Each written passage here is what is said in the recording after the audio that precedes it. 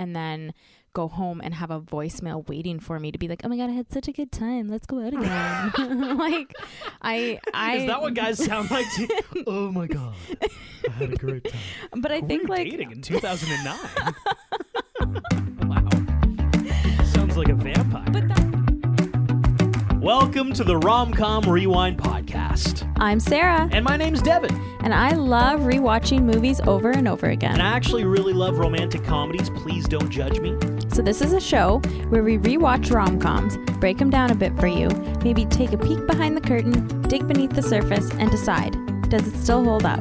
Today we have He's Just Not That Into You. Directed by Ken Kwapis. He was also involved in The Sisterhood of the Traveling Pants. This is an ensemble rom-com. Many storylines to follow along here. Tons of big names. And I think it's going to be the last ensemble we do for a while because it takes so much explaining. So our main storyline is Gigi, played by Ginnifer Goodwin. Jennifer Goodwin, yeah. Spelt G-I-N-N. It's Jennifer. We We'll open go with with her on a date with Connor Barry, played by Kevin Connolly. He's the very short man from Entourage. And he kind of blows her off after the date. And that kind of becomes the catalyst of the movie, because then it becomes like oh, why didn't he call? Oh, maybe he's out of town. Maybe he's sick. Maybe his cat had many, many babies. That's my impression of all the female characters. You think he has a cat? Oh, Connor Barry 100% has a cat. We see Gigi's coworkers give all these different reasons why he could possibly have not called. It could possibly be that he's just not that into you, Gigi. So she goes to the bar that Connor frequents, meets Chris Long's character, Alex, who lets her in on the premise of the movie, and it's all those stories about the guy not calling for 2 months, and now, those people are married with 25 kids. Those stories are all the exception. Yes. And the rule is, if he didn't call you, and if he acts like he doesn't care, and if he's kind of a douchebag, it's that he doesn't want to call you, and he's just not that into you, and he's actually kind of just a douchebag. Oh, and we also, okay, so that's the main storyline. There's like 5 other storylines. Yeah. We have Ben, Bradley Cooper's character, who's married to Janine, Jennifer Connelly's character, but has an affair with Anna, that's Scarlett Johansson's character. We have Neil, played by Ben Affleck, has a blow-up fight with Beth, Jennifer Aniston's character, because they've been dating for like 7 years, and he's like, I don't want to get married, and she's like, I secretly want to get married. Well, it's not secret.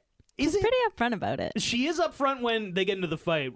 And then we have Mary, played by Drew Barrymore. Her story is that she's friends with Anna and kind of just Gives really bad advice. gives horrible advice. Yeah. And ultimately she ends up with Connor Barry. Side note, I feel like you're going to get to this later. Mm-hmm. Connor, at the beginning, was casually sleeping with Anna. No, not sleeping at all. But They weren't sleeping together. They slept together once. Yeah. And then he just became her guppy Emotional support. emotional support animal. He's like that dog you bring on planes, right? Oh my God, that's awful. I'm not sure how much we're going to keep of this. He's definitely her emotional support and foot massager. You know what? Let's just call him the emotional support animal. I Yeah. like it. Yeah. And there, I think we've kind of teed up the movie. So what are your first thoughts? I think you captured it very well. There's a lot going on. So much. Yeah, throughout this entire movie. And there's lots of players in it. Like there's lots of characters doing a whole bunch of stuff. It's hard to keep track sometimes, I think. Yeah, I still love this movie. I think it's very transferable still, which I like, because the whole story of, like, if a guy's acting like a D-bag, there's so many girls who are like, oh my God, it's my project, I'm going to fix him, he's going to be great. And it's like, he's probably just going to still be a D-bag for a long time, because guys aren't that complicated. Yeah. And the whole premise is, like, if a guy doesn't call you, don't make up all these reasons why he didn't call you. If I want to talk to you, I'm going to talk to you. Yeah, if you want it to happen, you'll make it happen. Bingo. So Yeah. I think to that end, it's a very transferable premise. With that said, watching it again like 11 years later, I love Bradley Cooper's character when I first watched it. God, why? Yeah, I know. And now That's rewatching horrible. it, I'm like, oh, he's a horrible person. Yeah. He checks all the "am I a horrible man" boxes, all of them. So we're going to do a deep dive on him. So this movie for me is a love-hate relationship. I agree with you that I think some of the stuff in the movie still holds up. And I think, trying to find that special someone and navigating the dating world, I think we still see how hard it is, I think, to find that and to have to go through a whole bunch of fish in the sea before you find the special fish, you know? This is a fun analogy. I don't know. I'm trying to come up with one. On the fly. Yeah. You remind me of Michael Scott from The Office, where he's like, I start a sentence and I don't know where it's going to go. I just keep That's talking. actually what that sentence was. I'll be honest. But yeah, to find your special fish. I mean, I like the movie. I don't love the movie. Interesting. Gigi drove me crazy. Okay. Without Gigi, if Gigi was played by somebody else, would you enjoy it? Probably. Okay, interesting. I like Jennifer Goodwin. Jennifer Goodwin. I like her in a lot of other stuff that she does. But I found she is a psycho in this movie. She is a stage 5 clinger. Oh yeah. Constantly, like, she's the one in the office that's constantly talking about her love life, obsessed with finding somebody, and like she pretty much stalks the people who she goes on dates with. Obviously, she goes to Connor Barry's frequented bar. Okay, can I pick out that scene as something that bothered me right off the top? So, Sure. Gigi ends up vibing with Alex, the bartender friend. Yeah. That whole scene is totally non-believable. Alex is bartending, being like, hey, why are you looking for my best friend, Connor Barry? And she's like, oh, he left this pen. Immediately, Alex realizes that's a fake story. That's not his pen. I know that for a fact. Well, and why do we know that again?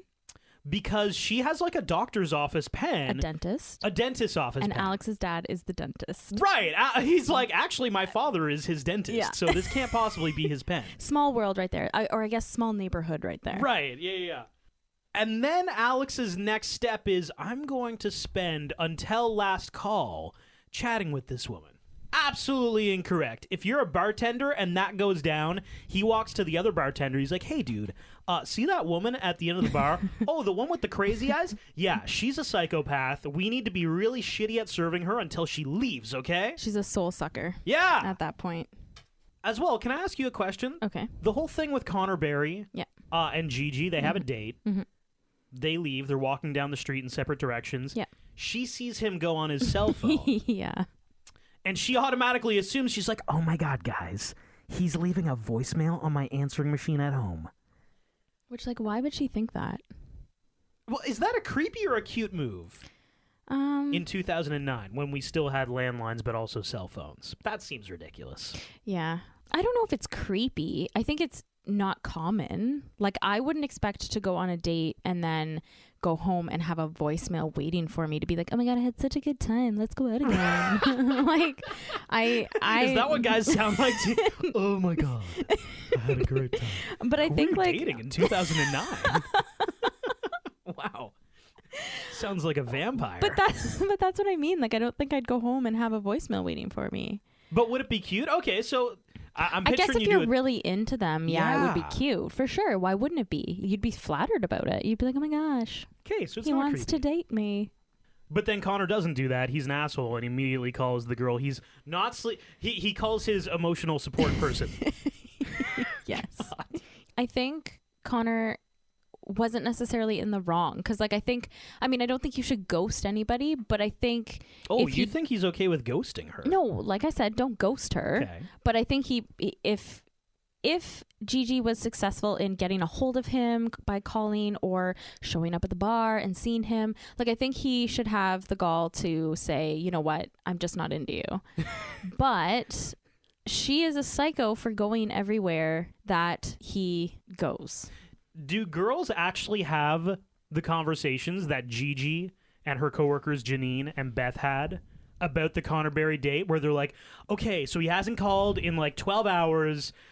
What, did you guys hug? And she's like, yeah, we hugged. Was it before the goodbye or after the goodbye? That seems ridiculous. Does that happen? I don't think it happens to that extent. I mean, you don't necessarily dissect a date, but you talk about it with your girlfriends. Okay. Like, you don't go as far as, he said it was really nice to meet me, or it was really nice to see me. And it's like, okay, well, whoa. It's not that intense. But I think, like, the overall feel of the date and kind of like what happened at a high level, I think that We happens. talk about a vibe. Yeah. Okay. But if there was like one word that somebody said, would you be like, but guys, he said, great He to said meet I'm me. his fish. He said, started talking about an emotional support animal. I don't know. It's super weird. Shall we move on to the trifecta of bizarre horribleness that is Ben, Anna, and Janine? Oh God, that's a train wreck. Because Ben, Bradley Cooper's character, once upon a time, I did actually like him. When I first watched this movie, back in I was 19 at the time. So picture 19 Devin, ignore the frosted tips, because I can my see God. in your eyes Okay, you want to talk about that. Who has frosted tips in Right. 2009? Bradley Cooper sure does. Oh, man. I couldn't believe it when it started. When the movie started, I mean, I watched it a few times before. When it started, I was like, okay, wait. When did this movie come out again? 2009. Okay.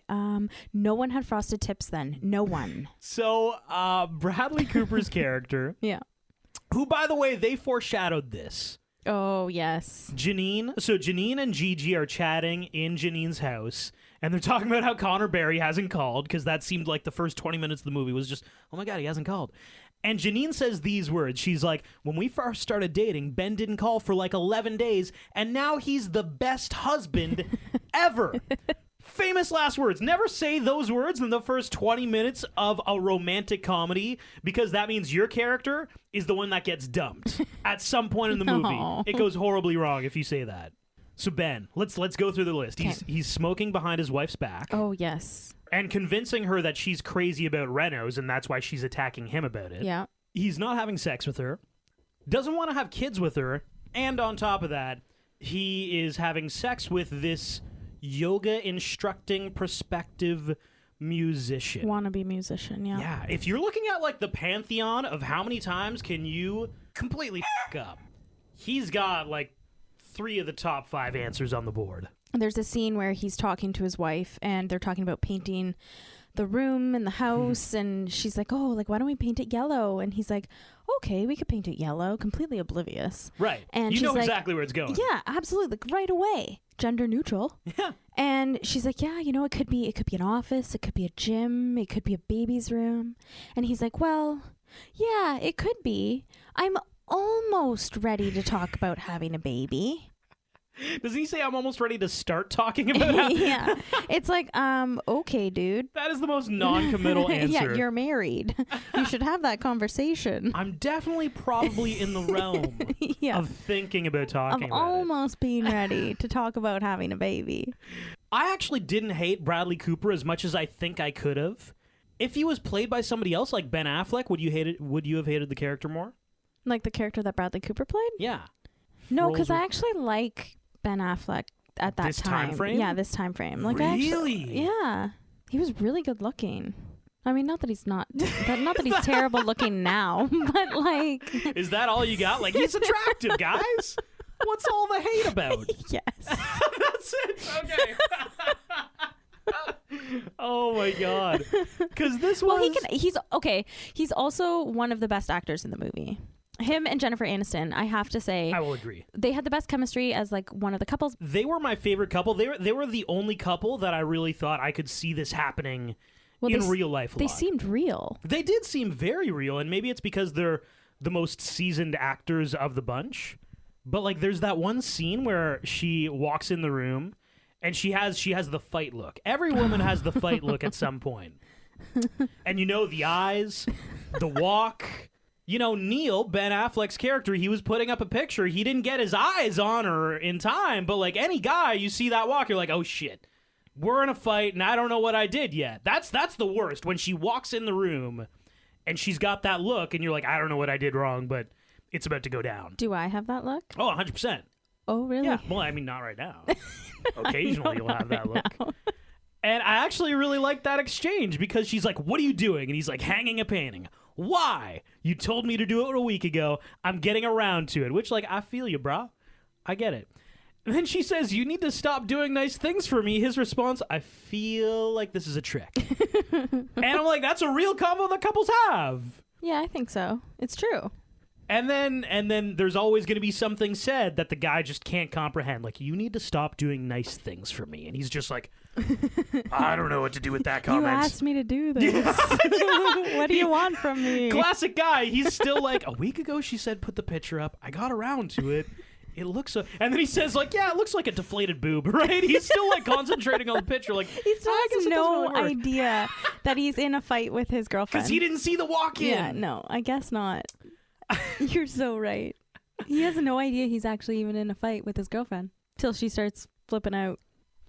Can we shout out the wedding and the Wiccan she was sat next to? Oh my God, yes. The Wiccan. So his name was Dan, and he's like, well, my name is not actually I Dan. wrote it down. His name is what is it? Brother Phoenix Eastwood.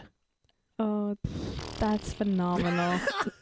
That's great. Oh, that's what happens though when you're single at a wedding. They just kind of group you all together. So I have been that table once at a wedding. Oh no. I would like to consider myself not weird. And I don't think anyone you were put at the table. So I don't think anyone at the table was weird. But everyone was either like a significant other, like that was standing in. So I had like my boyfriend at the time. Here we go. The spin cycle. Why weren't you at a good table? He was standing in the wedding party. So I was at the kind of what do we do with them table. Like it was just kind of right. Everyone left over. Leftovers. The leftovers, yes. Yeah. The world is full of Dursleys and your Harry Potter living under the staircase. Yeah, there you go. There it is. I'm surprised that... So, Ben Affleck, you love him mostly just for looks. You're overlooking all of his horrible movie choices. Well, he's a good actor, too. Well, yeah, I mean, he went through a phase where he didn't do great movies. Because I've got a theory that this movie was the first, like, the start of his... Hey guys, I'm not that shitty actually. Because I'm pretty okay. Yeah, I'm pretty okay. I'm pretty okay. Because he did Geely and Daredevil in 2003, which I think is the bottom. You hit rock bottom, Ben. Okay, I really liked Daredevil. You liked Daredevil? Yeah, I liked them. Oh no! I guess I'm like the only one. Yeah. Okay, well. But okay, so he does Geely and Daredevil in 2003. He kind of lays low for a while. Yeah, well, I would if it was that bad. Yeah. I guess. 2009, this comes out. The Town, amazing movie, directed by Ben Affleck. I've never seen it. It's 2010. Oh, it's a great movie. Argo is 2012. That's good. And I think that's kind of the rebirth upswing. cycle. Yeah. The rebirth. The Ben Affleck the rebirth. Rebirth. Okay. Forget about the Daredevil stuff. Okay. Yeah. Okay, and then the only other person we have, I guess, is Mary. Mary. She gives terrible advice. Hey, that guy who's married, who you kind of like, you should really go for that. Oh my God. All-time worst rom-com advice. Well, yeah, and then Anna goes, oh, yeah, okay, I'm going to be obsessed with him and make him love me. And it's like, no, Anna, you shouldn't do that. You are a homewrecker. Can we talk about her for a moment? Okay. About Anna or Mary? Yeah, well, Anna. we can talk about Mary and Anna. But yeah, there's not much to talk about with Mary. Let's go to Anna. Anna's a terrible person. I really want to like her in this movie, but you can't make someone fall in love with you. I would argue Scarlett Johansson could make someone fall in love. Oh my God. She's gorgeous. Okay, but like she's pursuing him knowing he is married. That's literally one of the first things he says to her. Yes. After they talk in the alley a little bit. And then went above and beyond to make it happen. And then she thought that he was going to leave his wife for her. I mean, who knows if that would have actually happened? I don't know. But homewrecker for sure. And then on the side has Connor Berry as the emotional support animal and foot massager. Yeah. But on the flip side of that, Bradley Cooper was just as bad because, I mean, I don't know who's worse. Dog. No, you know what? That's a good question. I think she is far more to blame than Ben in this. She has nothing to lose. So for her, it's like, let's try and see how far I can get. That's right, yeah. For him, he has everything to lose. But he still does it anyway. And then continues the affair after he tells his wife. Yeah. God. Oh, my God, in that scene. Oh, God. Maybe we'll save that for best scenes. But I feel That's like... not a best scene. That is not a best scene for me. What? Just the drama. I was like, this is ridiculous. God. Let's do it right now. Okay, fine. So he reveals, Ben reveals to his wife, Janine, I've been sleeping with somebody. After that moment... He's at his office with that other person, Anna, and they're about to, Get it on. get it on. He's taking off her clothes. Knock at the door. It's his wife, Janine. He's like, oh my God, Anna, get in the closet. Throws her in the closet. Half naked. Half naked. Janine comes in, locks the door to the office, and proceeds to Seduce him. mount her husband. And he, first of all, so many different ways you can play that. Just get out of the office. Your mistress is in the closet. Your wife's at the door. Hey, babe, just doing lunch. You wanna walk with me? Just start walking out of the door. Don't open the door and let her come in. You're inviting danger into your world. And then they proceed to have sex with the mistress half naked in the closet. Yeah, that was super awkward. What is happening so here? Awkward. Yeah, that was a lot. The last thing I'll say on this is thank you to the writing staff who gave us the most stupidest line in the movie from Scarlett Johansson when they're at the pool. Oh my God. And Yes. she's like, you've got a butt I want to dry hump, Yeah. is what she says to him. I wonder if that was actually in the script or if that was just her. She just said it? Yeah, I don't know. I mean, I kind of hope that it's scripted. Because she's Scarlett Johansson and she's the only female that can get away with saying, you got a butt I want to dry hump. Yeah. She's the only person who can make that seem cute. Any other woman says that to me, I'm like, you need to get the away from me, okay? That's weird. Not on board. Scarlett Johansson would be like, okay, I don't really get it, but why don't we explore those feelings? What does that mean exactly? Yeah. Can we talk about where everyone works? Oh my God. Okay, so let's talk about where everyone works. We have no idea where Ben Affleck's character Neil works. We Neil? have no No idea. idea. I would like to think that he works at a marina because he's always on a boat. He really Yeah. loves the boat a lot. Bradley Cooper works for a music producing Yeah. company. It's like a label. Anna is a yoga instructor and Prospective musician. Yeah, trying to pursue a music career. Janine just works on decorating her house. Oh, but she works in the no, nutmeg that's right. factory. Okay, it's not a nutmeg factory. I have a theory that where they work It's a wrong theory if it's not a nutmeg is factory. a candle company. So, okay, who works there?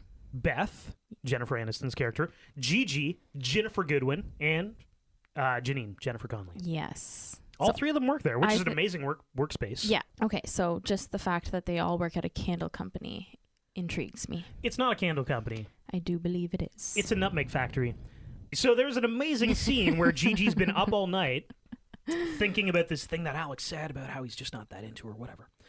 And and she walks in and they're like, "Oh, honey, have you even started working on the nutmeg copy?" is what they say.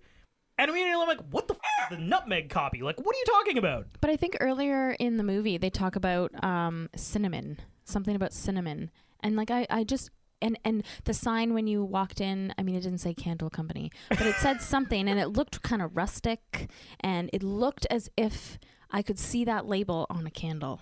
It reminds me of Friends. How Chandler Bing's character, nobody knows what he does, and there's that one episode where he's yelling at the guy on the phone. He's like, "I'm looking at the weenus, and I don't like the weenus." It's like that when they're like, "Have you even started working on the nutmeg copy?" What is this? Shall we jump to what? Oh, do we have quick facts? We do have some quick facts. The movie is actually based on a book, which is actually based off of a scene in a Sex and the City episode. Oh, where Yeah. presumably somebody says, He's just not that into you. I think so, yeah. I'm assuming to Miranda.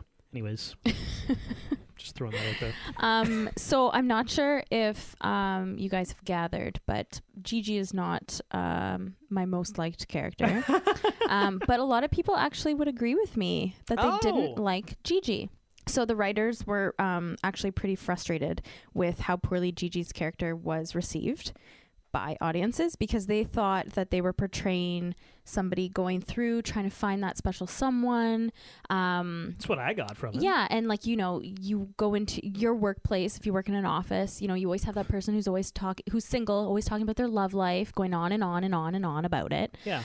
So they thought that people would relate, but they really didn't like her. Maybe because people are too much like her.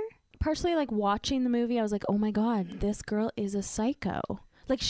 I think they took it a little bit too far. She was a lot. So Gigi's name was inspired by one of the screenplay writers, Mark Silverstein's wife, Busy Phillips, and her baby blanket.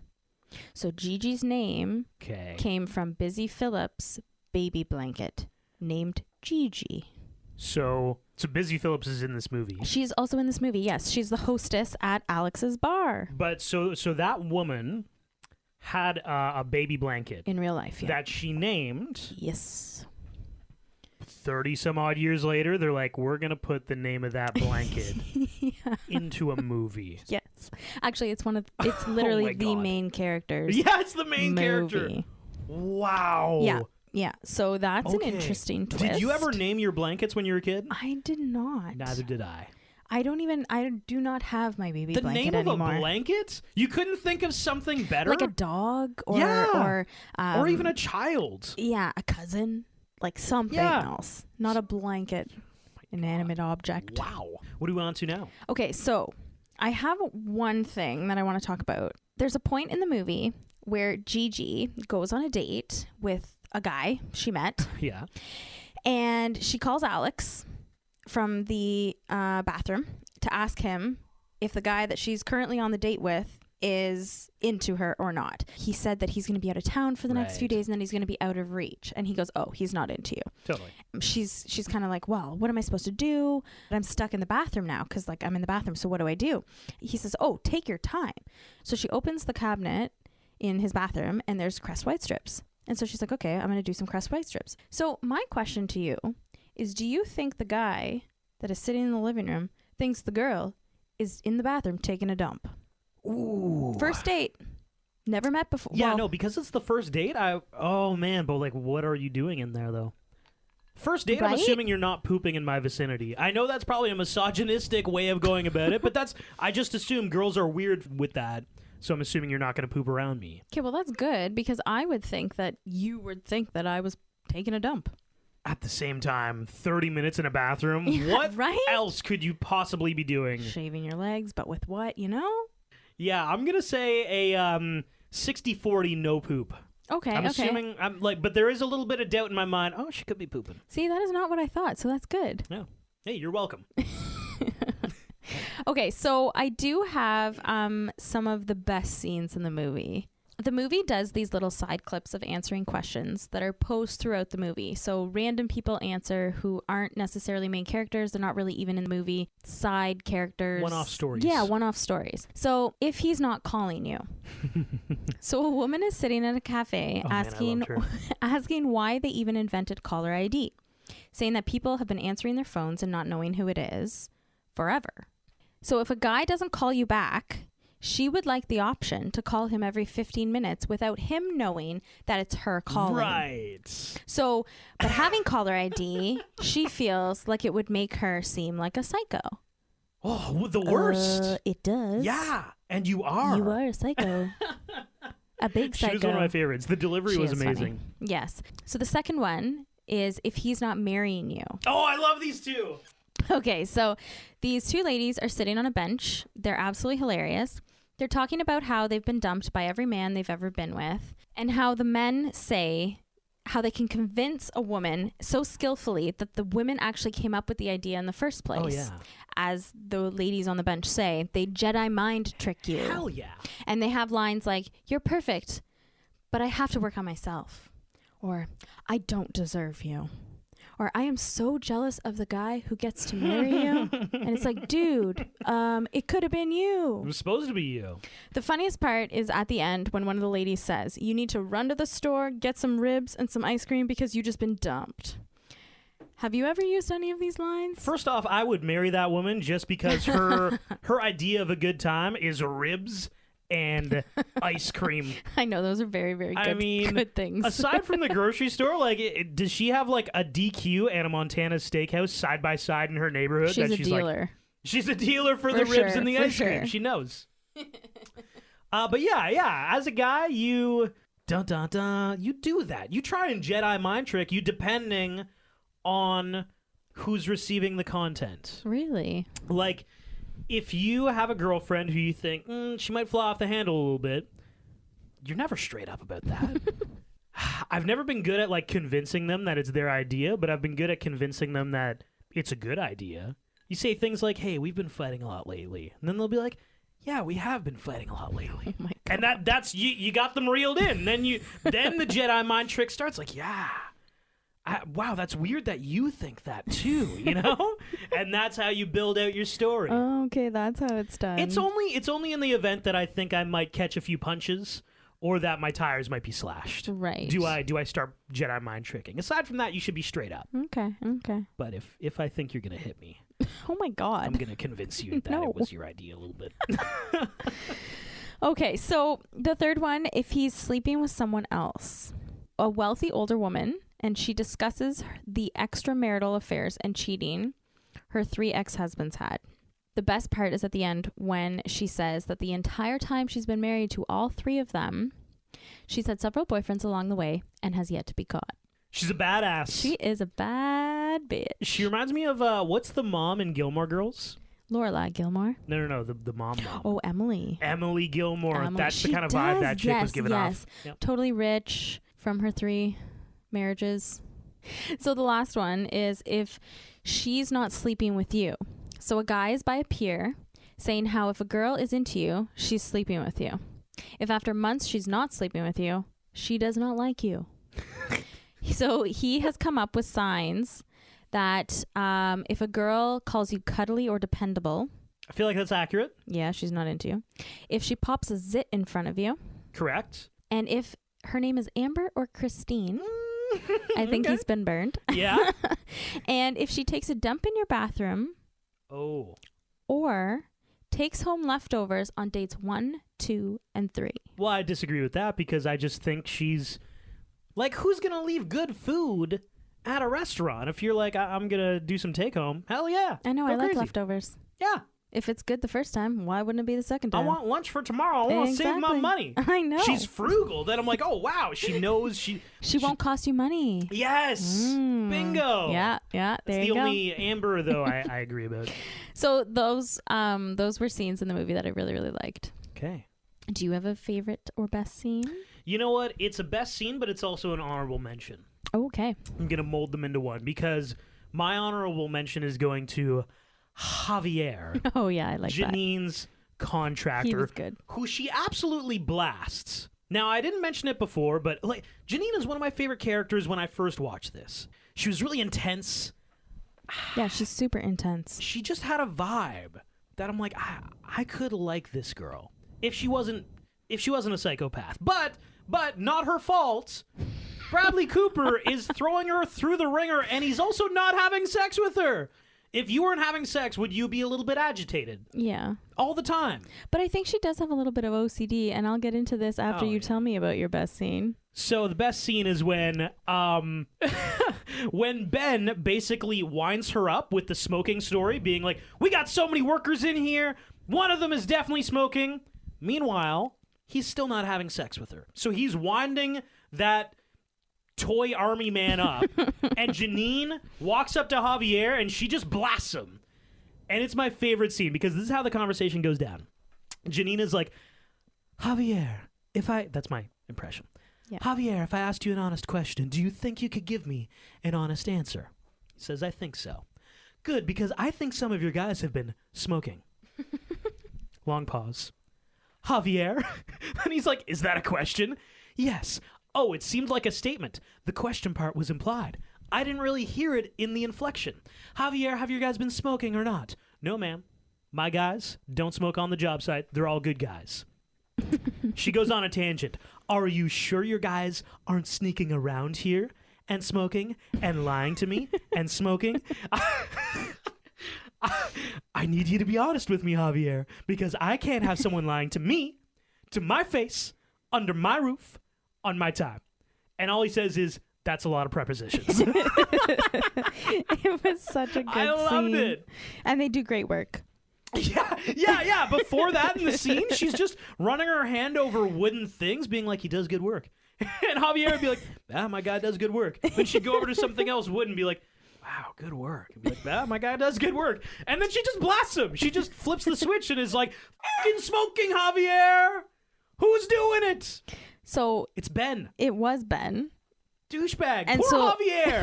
I know. So fast forward, like, I don't know, to almost the end of the movie. And Janine finds out that it's Ben who's smoking, has her little freak out, starts taking his clothes out of the closet, throwing them down the stairs, and taking all of his stuff out because, like, they're breaking up. Right.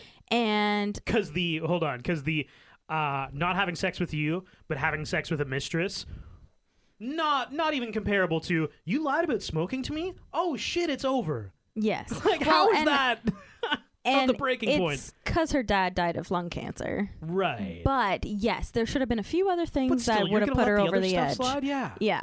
So she makes a huge mess, breaks a mirror, throws all of his clothes down the stairs and everything. But then the next scene, she goes back down and has neatly placed all of his clothes She's in folded it all. folded in very, very neat little piles with a carton of cigarettes and a little card saying, "Go for it.